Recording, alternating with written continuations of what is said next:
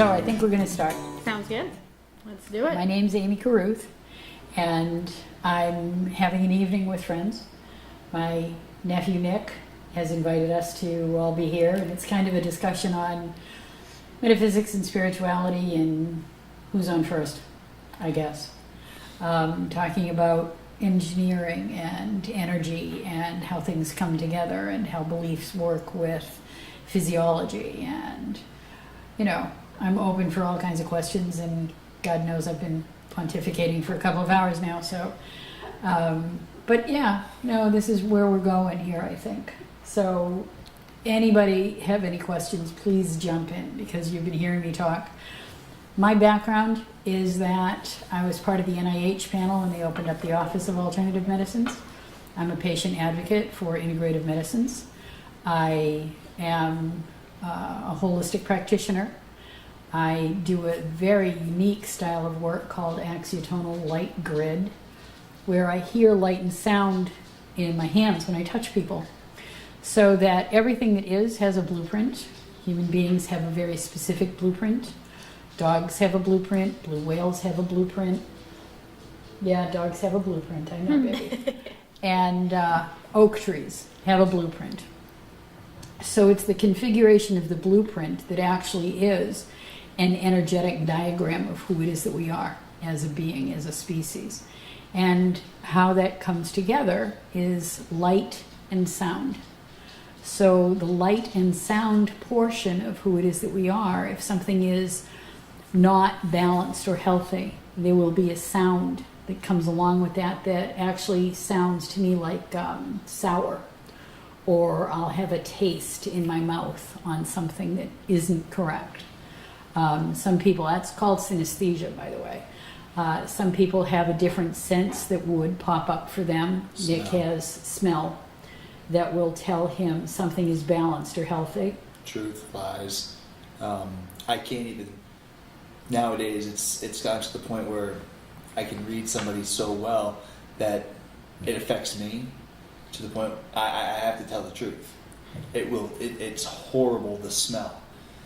Same with when you hear information. So if you're taught certain things, or someone says this is a fact, it's for some reason, if it smells bad, I've already, when I'm talking with Aimee, she's actually kind of semi-fine tuned one or two of her things, because I've told her this just doesn't smell right, and then like 2 weeks later she'll bring up the same thing. It's fine, it's perfectly fine, but it's weird when you hear it turns into a smell, and it sometimes a color, but not that often. It's more of a smell, so it goes right through my olfactory sensors. What this is called is synesthesia, and essentially synesthesia is a slurring of the sense boundaries. So people have discrete walls many times between their senses. They see, they hear, they taste, they touch, or they smell. And with somebody that's had a near-death experience, or maybe a closed-head injury, traumatic event, those barriers, those walls get shifted somewhat, and they begin to perceive their environment very, very differently. Hearing a plant talk to you. In a muggle world, and I'm going to use that term, in a muggle's world, okay, that's their norm, okay? They don't hear a plant talk. In a wizard's world, they may in fact hear a plant talk. They may in fact hold an aspirin and it will tell them that it would not be good for them to take. Or in my case, hearing a weather pattern coming in and asking it to shift before it comes to me is something that I have done in the past, and I've taught people to do. So there are a variety of ways to walk in the world, and all of them are as individual as we are. And then there are some common agreements that we have as a species. Some of those common agreements have to do with gravity, for instance. It may have to do with how people see the color blue. You know, this is blue, unless you're colorblind, at which point in time it's brown or it's green. So there are some levels that are going to be common agreements that may be broken by an individual's perception. And a lot of it has to do with how we've agreed to walk in the world. If we've agreed to not hear a plant, or if we've agreed to not be sensitive to a particular style of field, then we're walking in the world as a muggle. And, you know, using the term because it's something that everybody's familiar with at this point in time, all of those things change. And when somebody's had a traumatic event, that may have changed unexpectedly and very, very quickly. And then they are needing to deal with an entirely different reality structure. People that have had near-death experiences, and I'm one of them. I woke up in the hospital, and this man is looming over me, saying, "Aimee, Aimee, Aimee, are you okay?" And I went, "Yeah, sure, fine. Who are you?" "Well, that was my husband." We had been married for 10 years at that point in time. However, because the contract at the marriage was to death do us part, one of us bit the big one. The other one didn't. So one had an entirely changed reality, where this one was responsible for looking at my reality and saying, "She needs psychiatric care." Well, I didn't. I needed to have a teacher that could show me the difference between point to point. And the marriage dissolved within about 2 years. Nice guy. Certainly didn't have any problem knowing him, but because he couldn't walk in the world and understand what it was that I was understanding, or wasn't even interested in it at that point in time, we parted company. And to be perfectly honest, I've never looked back, because while he's a nice man, we don't walk together. We don't have the same style of understanding. And it's okay, but I'm unwilling to go on to big drugs to make my normal his. So is it a shift in perspective, or is it a shift kind of more fundamental than that? Or is it just as simply as a shift in perspective? Well, what I'm going to say is a brain injury, okay? I had a pretty serious brain injury, and I have partial still amnesia. My memory patterns from prior to that event have holes in them. I remember that I had 2 kids. I didn't remember that I was married. Okay. I remembered that I was a mommy. I remembered how to eat and drive and function, but I didn't have the same style of need to be normal in his world, because that wasn't going to function for me at all. You know, if I can hear what a plant was saying, or if I could hear the birds overhead, or I knew that something was happening with one of the animals on the ranch where I was working, I had to be able to be responsible for that. So it's a change in perception. Mm-hmm. It's a change in frequency. It's a change in the synaptic bridging process of the brain, because a concussion for the brain will shift the fluid balance within the brain. And at that point in time, you're needing to have new pathways open to reconstruct what has essentially been diminished, okay, compressed out. So it's a lot of different things. It's physiology and it's spirituality. It is knowingness. It's the emotional bonding between people, because I was changed. I didn't have the same emotional bond that I had had with somebody that I was married to for 10 years. I had the bond with my kids, but even then my children now, or my child now, would tell you that everything changed when I hit the tree. So there's an automatic knowing that this is going to be different. The people that were surrounding me didn't have the available background to understand what had happened. So I managed to find holistic practitioners that could work with me, that could explain brain balance, that could give me and show me the nutritional support system that I needed, because at that point in time I was depleted. My body was reconstructing itself. So the reconstruction takes a different style of nutrition than where it was that I had been beforehand. So all of these things have actually come together inside of that event. Happened for me in 1980. Okay. So for the first many years, I was putting myself together as much as I could. In the divorce that happened 2 years afterwards, became a sole parent, needing to work, needing to do for my children. And then other things started to happen, which I couldn't shut down. You know, once the door is open, the door is open. So now then it becomes energetic understanding and management. So as the energies shifted within my body and my awareness shifted within my presence, I needed to be able to flow with that. Or decide that I was crazy and go on big drugs and have a nice rubber room vacation for a while. And I just declined actually to do that. New normal. Yeah, the new normal was very, very different. And as a result of the new normal, I've been on psychic lines, I've worked with research scientists, I've lived with medicine people. I've had all of those experiences that have put me into a very different awareness and understanding than I had before.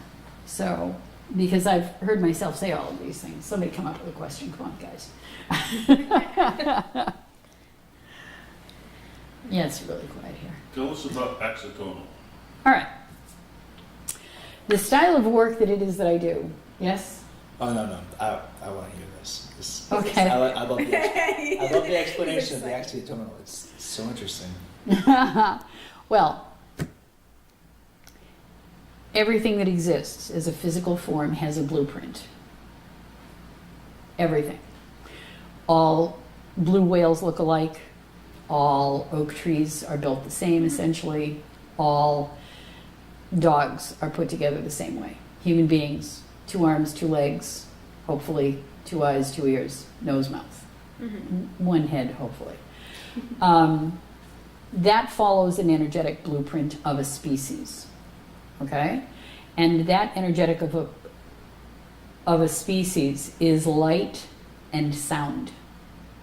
And when I had the experience that I had, I was able then to hear variations in sound that would be either very, very clear sound or a diffused or blurry or yucky sounding sound. Now, we all have the same blueprint, male and female, tall, short, races, all of it. We are built as a species. The variations that come in after conception are, hair color and eye color and gender and all of that.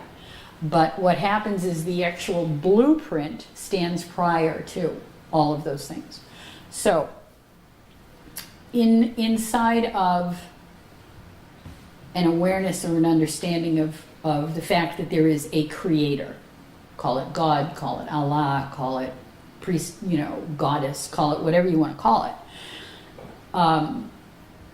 The creator source has put in motion a blueprint that this species works with and is and becomes. So how is the energetic blueprint different, or is it different from the genetic molecular blueprint? It comes prior to. Okay. You get into the conscious aspect of it. Things you can't explain and or prove at this moment in time through our technical evolution. Your soul has chosen to have an incarnation. Okay, so the soul blueprint versus molecular. Soul genetic blueprint is a structure. decision that Okay. is made in a different frame than here. And what happens here is that your soul has chosen an incarnation in which you will be female or male, that you will be a redhead or a brunette or bald. You will have specific styles of attributes. Just like a blueprint for a house, a house has walls and floors and ceilings. Yeah. It has a roof, it has windows. So within that structure, what happens is the blueprint for all human beings is exactly the same. The variations come in after the blueprint has been determined. Okay? You are a human rather than a gray whale. So you will have different attributes or talents A gray whale needs to have fins. Yeah. It needs to be able to breathe underwater. It has a different system along those lines than you will have. And that blueprint has a sound to it. So I can hear the sound when I touch someone and feel, in my case through my bones, whether that sound is clear or whether it is diffused, blurry, or off. Okay? So by holding and requesting that that sound come into a level of clarity through your tissue, that's where physiology changes. That's where your consciousness will shift. That's where I've had scoliosis change under my hands. That's where birth defects have fallen off the table. Because birth defects or scoliosis are adaptations to the original blueprint. So if you understand blueprints and you have a house that you're having built, Yeah. the blueprint for the environment, you may have a ranch house, but you want to have a deck on it. Or you want to have an extra wide Automatic kitty something. Is that you? litter. It's the automatic kitty No. litter. Oh, cute. I'm gifted. But Well, and this is just another part of, a spontaneous night. Because I don't have that at my house. it's not quite over yet. Okay. We're going It through will more be. spontaneous stuff. So anyway, back to the blueprint. I hear light and sound when I touch people. So when I'm requesting that this, it's like working with a dimmer switch for a light. I'm asking it to increase. And at that point in time, it may take a minute or two, to have the light come to me, because I'm not sending light.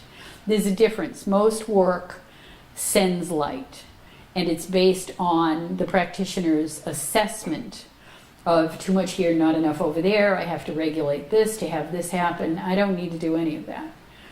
I'm just asking light to reestablish itself inside of the system. That's all. It's fairly quick and easy, and a session takes about an hour, maybe an hour and a half for each time that I've got somebody on the table, and I'm going to have somebody on the table twice.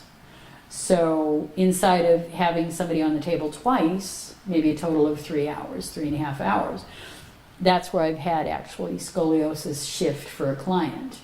That's where I've had birth defects change for a client, is because we're calling in the light to release the adaptation that was built into the system or came into the system. So how I learned this is, anybody that has glasses can understand this little theory, all right?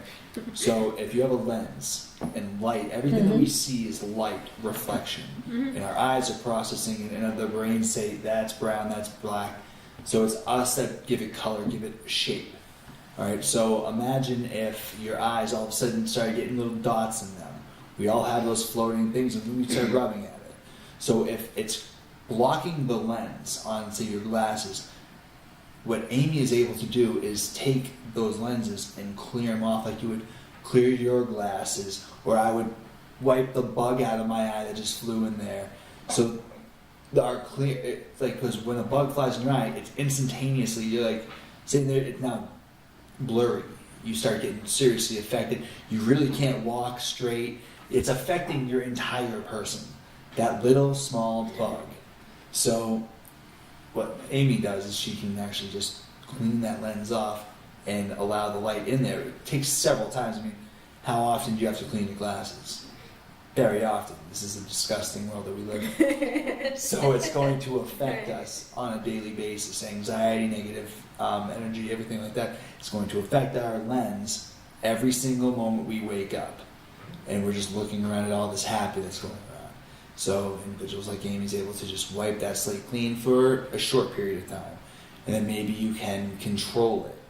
So she's not only a person who can operate, but she teaches while she's doing it. So hopefully you'll be able to do it yourself.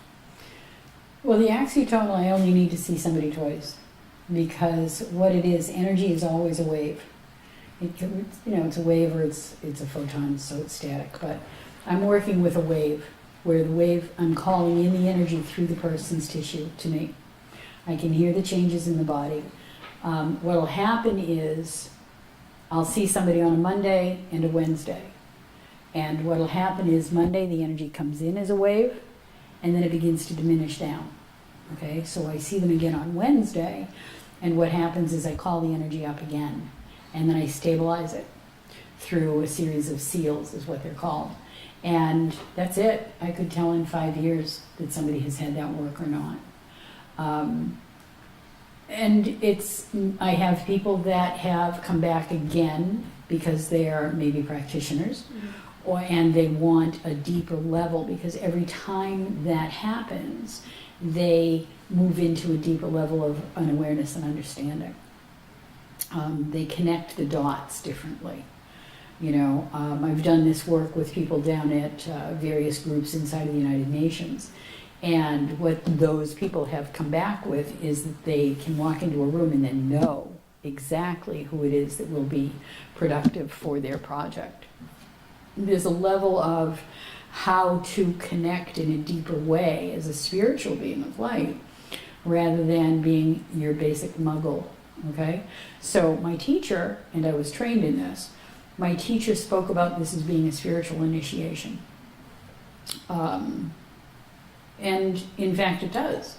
It is that. However, it is also something that will allow a shift in the physiology of a damaged presence, shall we say, that can allow this to come back into its memory of wholeness. Okay, a deeper level of wholeness. So that's the Axiatonal.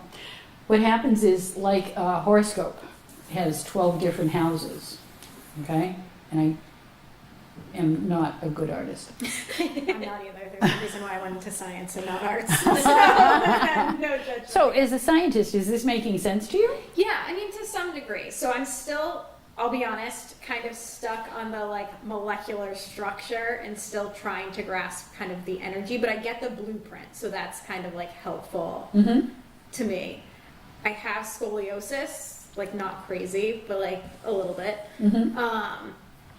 But like it was always just like, oh, like I always assumed it was genetic, or No, you know, like you're it's born not. with it, or you know, like I wore a back brace, or like I don't, because it was never that bad, and I just What I'll they say said about they'd it watch it. is that what happens when I've worked with people that have had scoliosis or skeletal imbalances is that they are deplete in minerals and cell salts. So when I have somebody that I know is coming in that has something along those lines, for about a week prior, I have them amp up. Because when somebody is deplete, functioning here rather than normal here, we have to pull them out of the hole so that they can become stable, okay? So I have them build for about a week with minerals and cell salts, so that when I come, so this is a good, so this is another good point here, coming in with cellular information, okay? In order to accept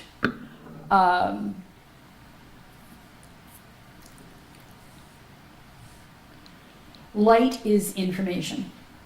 Okay. Yeah.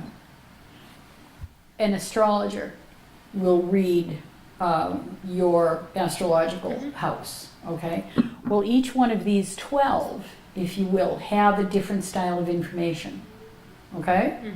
So you may have all of this house available and none of the second house available, which is fine, because that's your natal intention. That's your original intention.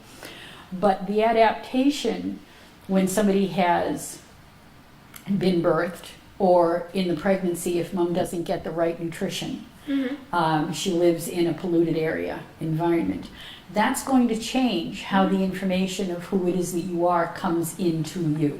Yeah. Okay? So in some cases it's toxicity. In some cases it's emotional.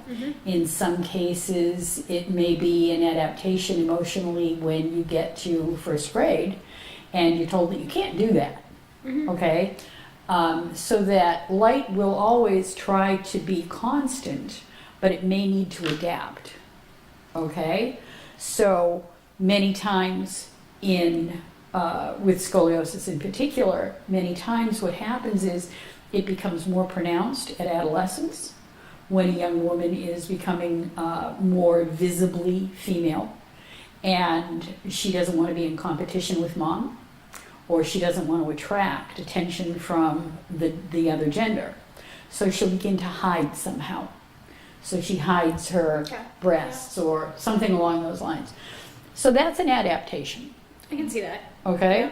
So here to be female, be female. When you're not being female, you're trying to twist out. And I get that. I have terrible posture. I'm sure that doesn't help the situation. Lots of people do now, trust me.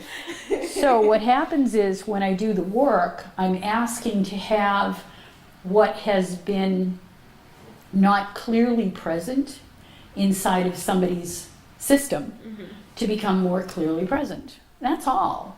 I mean, it's not a decision that I'm making. I'm just asking that essentially the person on the table come to the dance as a full being, okay? Not something that has denied who it is that they are somehow, okay? So that's basically where it's at. And then each one of these houses, again, has a different style of information that's going to come to you. So when one of these houses doesn't have enough, that's a sound that I can hear. That's a sound that is going to help to change the physiology.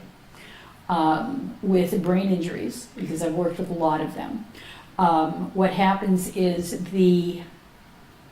in some cases, so with a brain injury, in some cases, like you'll get a bruise on your skin, well, you'll get a bruise in your brain too.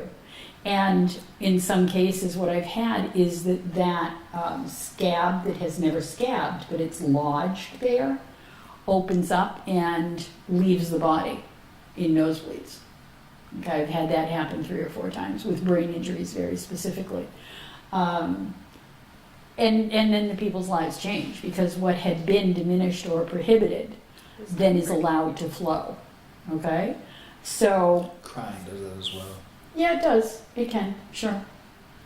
So the axiatonal in and of itself is a very simple, complex system, if I can use them together, okay? Because it's very easily taught, but it is challenging to comprehend. Not the hardware of it, not the hands-on part is not challenging to understand. It's the mechanism of how, why, does this work there? How does this shift that? What is this? And unfortunately, because of what it is, it has never particularly been studied deeply. And wouldn't I, God knows, love to get it to MIT or someplace that could play with it with 3D imaging process, among other things. So in my family, there's a history, and I've been recognized as, or we, my family, have been recognized as a group incarnation, that we came in essentially to support and work with each other. So when I did the work at the United Nations the first couple of times, in the security chambers and in the General Assembly chambers, I called my family and I asked them to sit with me when I was doing meditation work there, and they were all in New Hampshire and Massachusetts.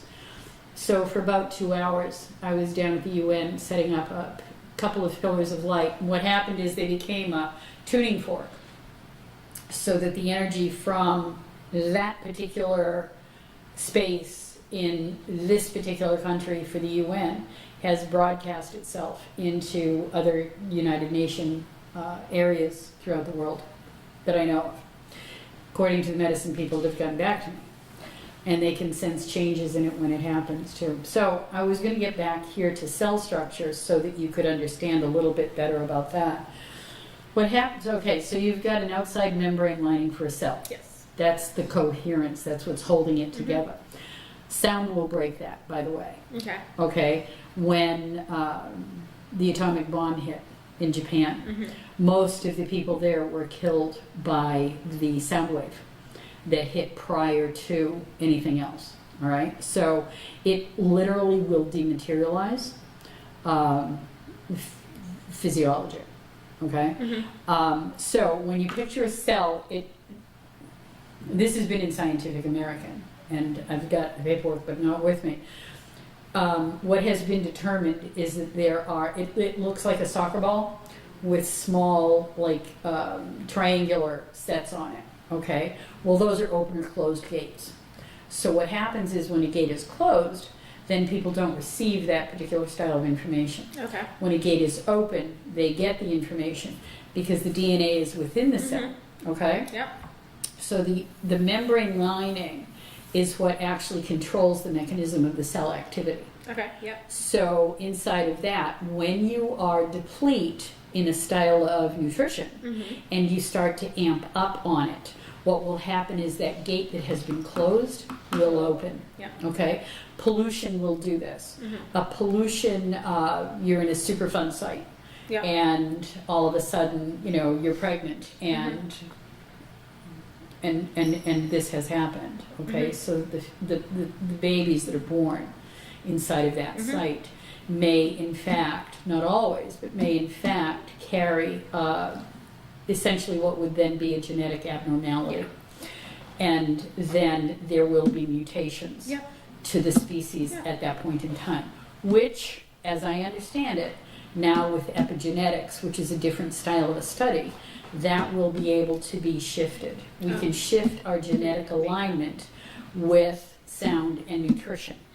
Okay? That's interesting. Yeah, there's a whole new Yeah. field of study called That's epigenetics if you want to take a look at it. It's Yeah. pretty Yeah, fascinating. because actually. specifically I'm environmental science, so I get the pollution, Okay, impact, sure. ecology, that. So Yeah, if you it- understand biology, I mean, like the same thing happens with any type of neuron in your body. All Yeah. the information Yeah. centers. So it's the same thing. Just everything's relative, just on a smaller, much smaller scale. Yeah, macrocosmic, microcosmic Yeah. kind of scale. So a lot of when I work with people, I bring in cosmological impact. You know, where in fact full moon maybe for somebody, or star particular systems for and how it will affect. I had a friend out in Colorado that was a counselor, and she had sustained a brain injury. When a counselor sustains a brain injury, they are no longer able to carry malpractice. Okay? So she didn't have a technical style of a practice, but she worked with people from that Yeah. standpoint.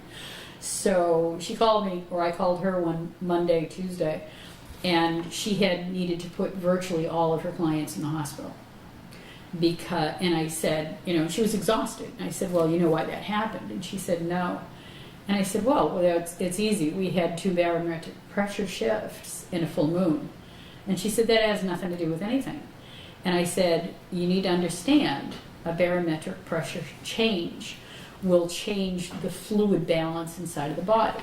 When the fluid balance inside of the body changes, the synaptic bridging process that holds the pain central and communication will change. A full moon affects water balance as well. So you had 3 different changes in less than 36 hours. And the people that are unable to manage their own energetic systems are going crazy. And that's why she had to hospitalize most of her patient load. So we're puddles of water. And I was explaining this to Nick the other day.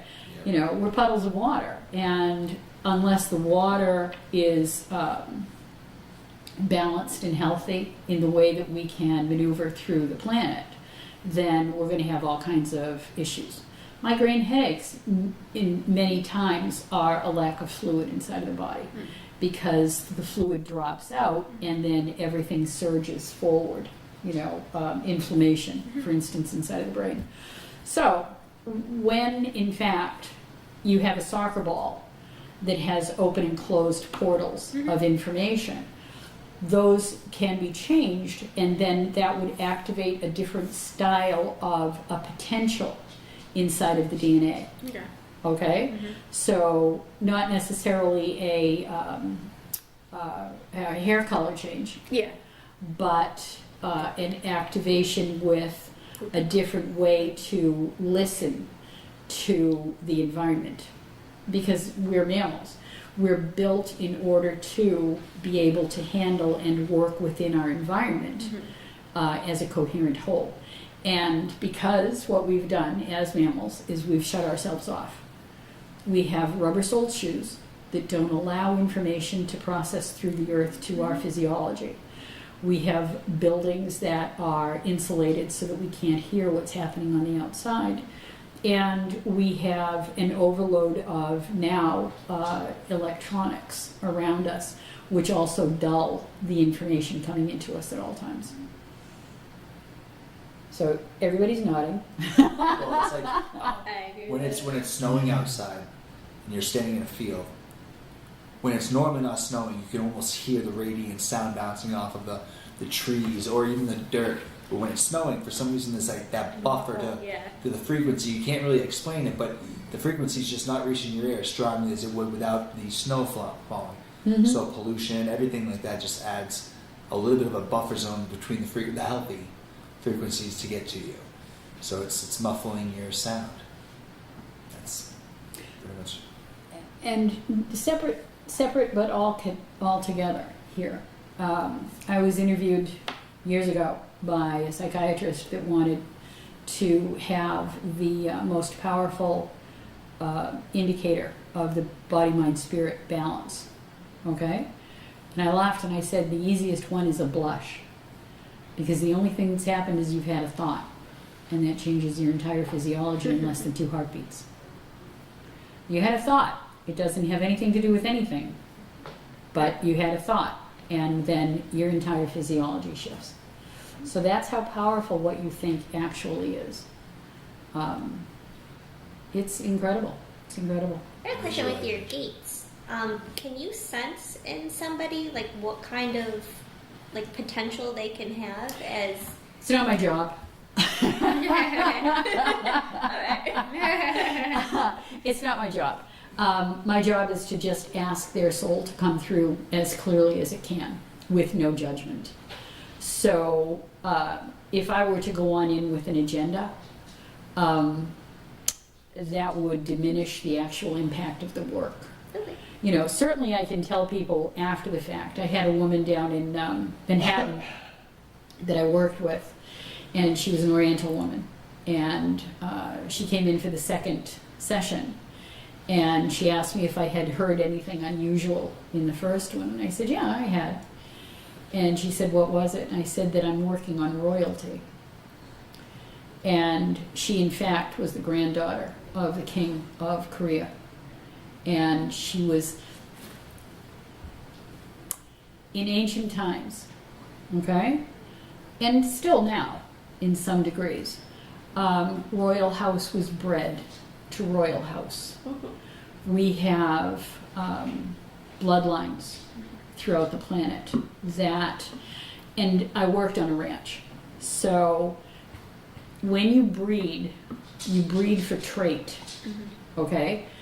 You breed thoroughbreds to get a fast horse.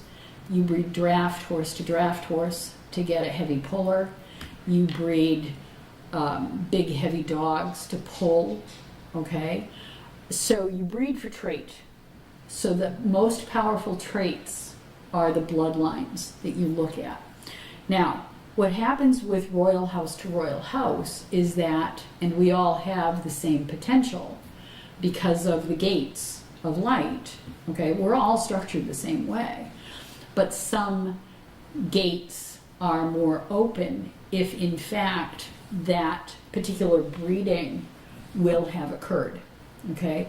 There certainly are children that are born out of practices through universities where they advertise if you want to have a whatever child, okay? You can pick specific genetic traits. Yeah, they do. And whether I agree with it or not, it's a simple fact.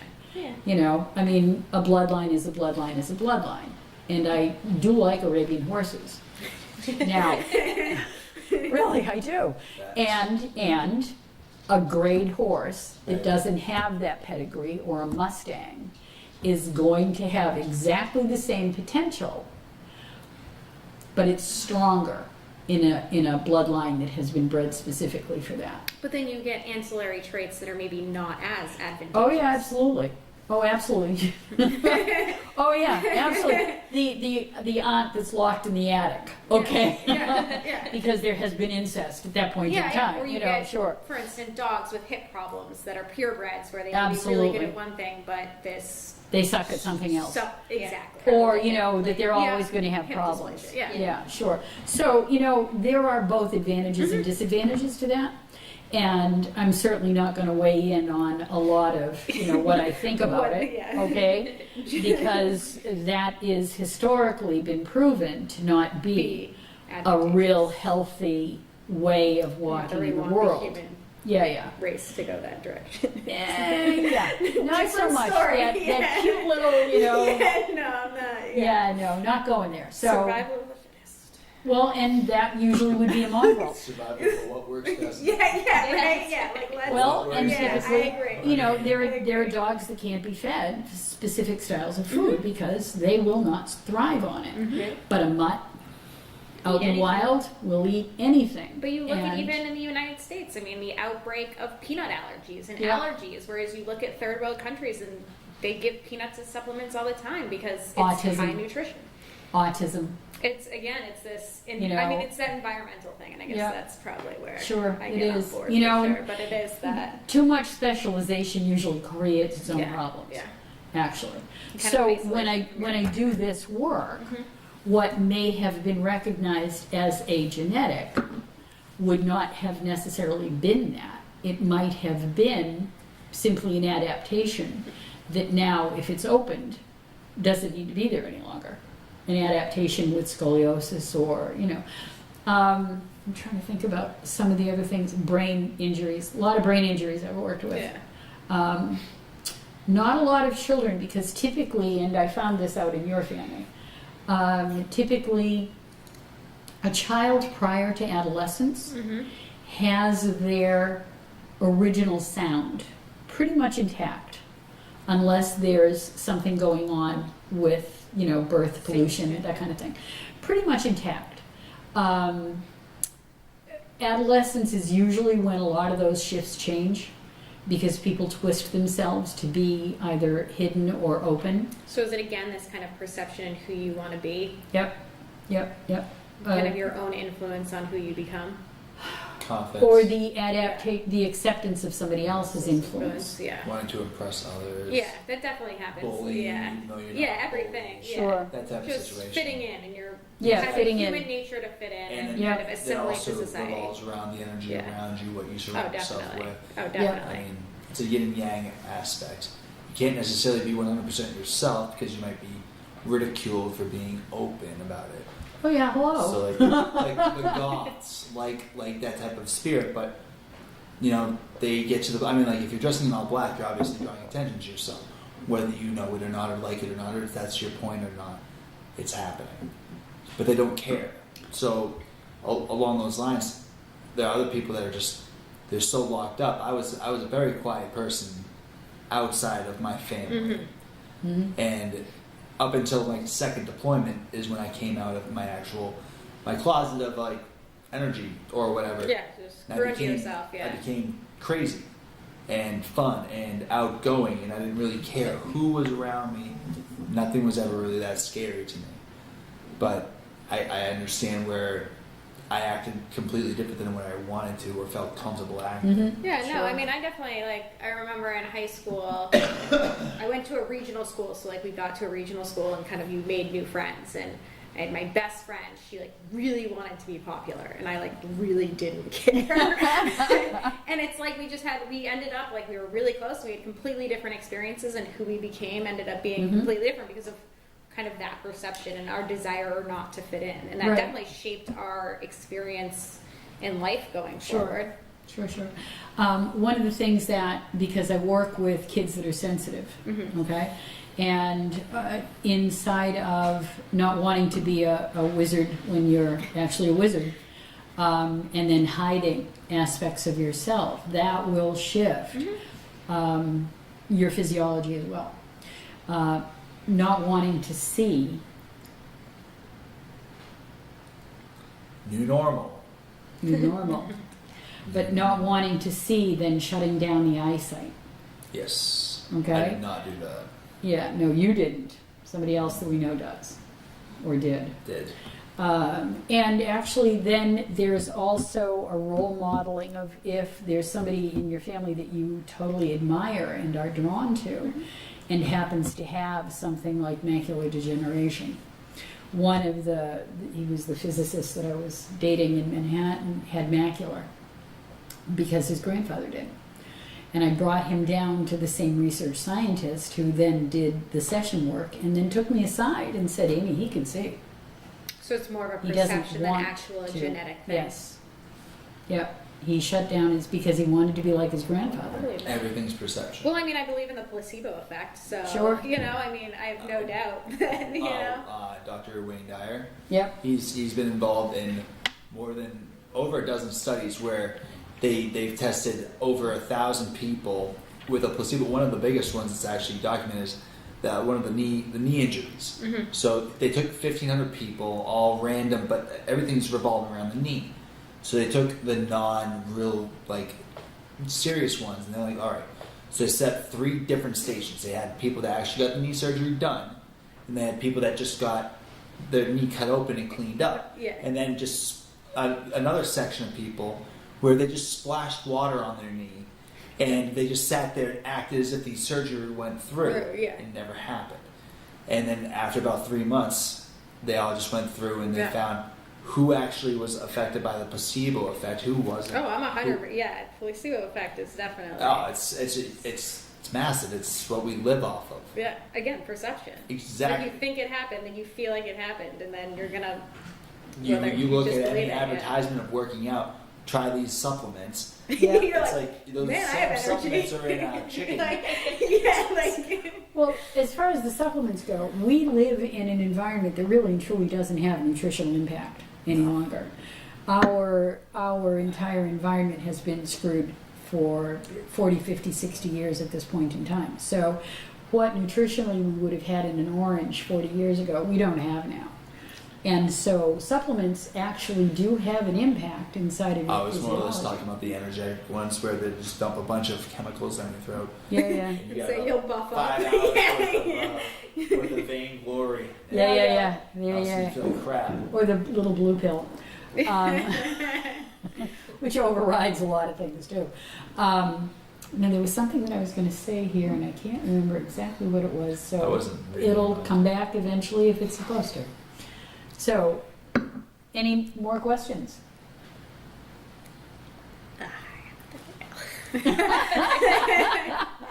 Are you in overwhelm yet? Yeah, Okay. that was a lot. That's a whole lot. Yeah.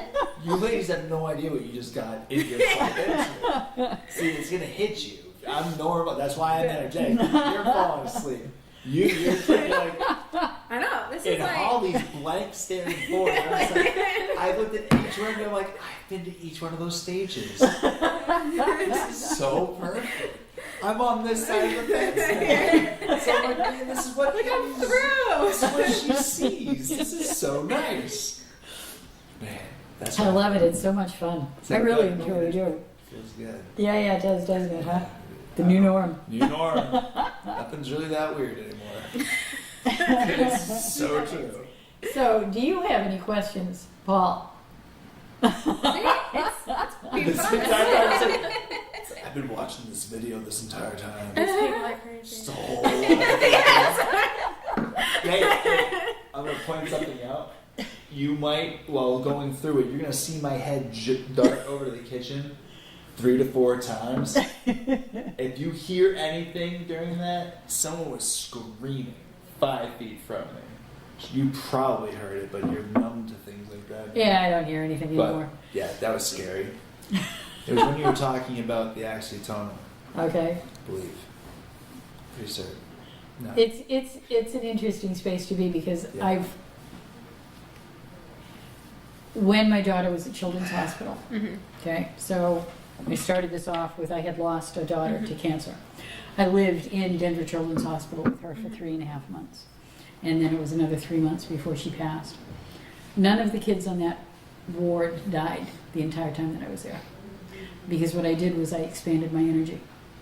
And I stabilized anywhere from 15 to 20, 25 kids for 3.5 months. And the head nurse and the oncologists and the chaplains all knew that I had been doing energy work, and I said I'm going to, and so none of the kids passed. And they would be putting the most terminally ill children on either side of my daughter's room, and those kids would get up and walk out in 2-3 days. When it came time that she actually looked at me and said, "Why are you keeping me here?" And I said, "You know, personally I would like you here, but, you know," she said she chose to go home then. And when I pulled my energy away from her, she was dead within 36 hours. So I had been sustaining, not just Bridget, but I had sustained an entire oncology floor at Children's Hospital in Denver for 3.5 months. What had happened when I walked on into the hospital with her, to be with her? I gave up a business. I walked into the hospital and said, "This is my job now. This is my job. That's my only job." And I had spoken to Spirit, and I said, "You give me everything that I need for 24/7 for as long as I need it, and I'll tell you when I'm done." I forgot the part that says, "I'll tell you when I'm done." So for the next several years, it was me trying to stabilize an energy system that had no focus any longer. I had been focusing into that floor and this child, and until I remembered that little magic sentence, I have destroyed the electrical systems in several places. At one point in time, I went to do a cleansing with a friend in Denver, and she was then gone for 2 weeks. And she came back, and her basement was flooded to 18 inches because the water main beside the house burst. Nobody was there to pick it up, take care of it. 3 different places where I've done that kind of work, cement floors rise and have to be drilled out again. And, you know, so I've requested that the energy not rise to the level that it certainly can. If something's an emergency, I can certainly step it up to the plate, but, you know, for the most part, people don't handle an energy level like this constructively in an environment that is not built for it. So knocking out a bank of cash registers or buildings for electrical systems, I've pretty much stopped doing most of that. But She has nightmares. When she has nightmares, my electricity went haywire. Yeah, she's blowing a few circuits. oh yeah, I'm happy it didn't affect my wheelchair or anything. Really all bad. Priorities. At least she's. there are priorities in life. Okay, try not to do damage is the biggest one. That's Okay, the first thing she taught me. Cause no damage. do no harm. No harm. No harm. Doctor's creed. Do Do no no harm. harm. So that's where we're gonna, I think, probably end it. Is do no harm. Touche. It's Good energetic answer. management. It's just all energetic management and learning that you're beings of light and you're full of energy and you need to learn to manage it. Ta-da! Yay! I don't know how you end things like this. Energetic management. I'll There you just go. Yeah, credits So- roll.